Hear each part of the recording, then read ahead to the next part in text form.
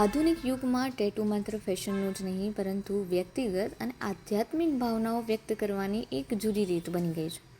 આ જોઈએ ખાસ કરીને યુવાઓમાં ટેટુ કરવાનો ક્રેઝ ખૂબ જ વધી રહ્યો છે. ખાસ વાત તો એ છે કે હાલના સમયમાં યુવાઓ ફક્ત આકર્ષક ડિઝાઇન જ નહીં પરંતુ તેનાથી ઉલટું તેઓ હવે ટેટુ દ્વારા પોતાની આધ્યાત્મિકતા અને ધાર્મિક વિશ્વાસ પણ વ્યક્ત કરતા જોવા મળ્યા છે. આજના યુવાઓમાં ઓમ, સ્વસ્તિક, ત્રિશૂલ, મોરપંખ અને શ્લોક મંત્ર જેવા સ્પિરિચ્યુઅલ સિમ્બોલ અને તત્વો ઉપર આધારિત ટેટુમાં ખાસ રસ દેખાઈ રહ્યો છે. આવા ટેટુ યુવાઓ માટે ફક્ત એક ડિઝાઇન જ નહીં પરંતુ મોટિવેશન અને તેમની આસ્થાનું પ્રતીક બની ગયા છે.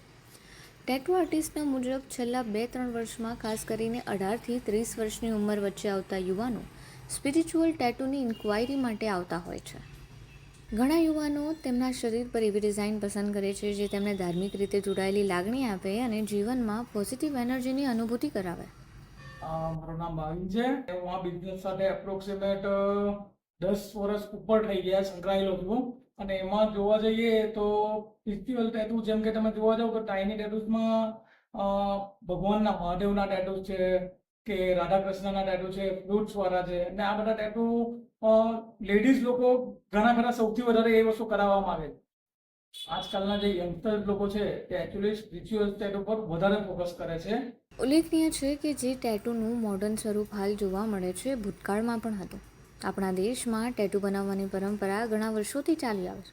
તે સમયના લોકો શરીરના વિવિધ ભાગોમાં જેમ કે હાથ, પગ, ગળું અને ચહેરો વગેરે પર ગોળના કે છુંડાણો કરાવતા હતા.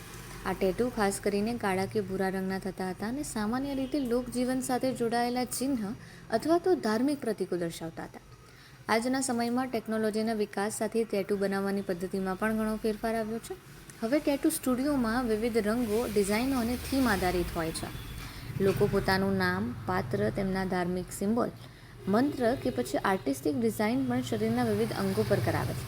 જોકે જ્યોતિષશાસ્ત્રના મતે જ્યારે તમે ધાર્મિક ચિહ્ન કે મંત્ર તમારા શરીર પર કરાવો છો ત્યારે તમારે ખાસ બાબતોનું ધ્યાન રાખવું જરૂરી હોય છે. ટાઇની ટેટુઝમાં નાના નાના 2-3 ઇંચના જેમ કે લઈએ તો રાધા કૃષ્ણના ટેટુ આવે છે કે મહાદેવના ત્રિશૂલ આવે છે કે પછી ભગવાનની જે ફ્લૂટ્સ ને આ બધું, તો એ બધા નાના નાના ટેટુ આવે છે.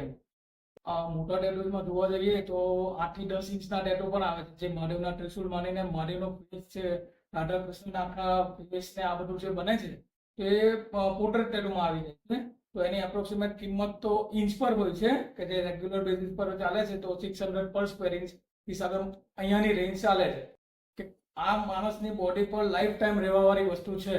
તો એના માટે આપણે જરા પણ એને કોઈ એ નહીં કરીએ અને પ્યોર હાઇજીન અહીંયા રાખીએ ને એના માટે પૂરેપૂરી જવાબદારી લેવામાં આવે છે અહીંયાથી.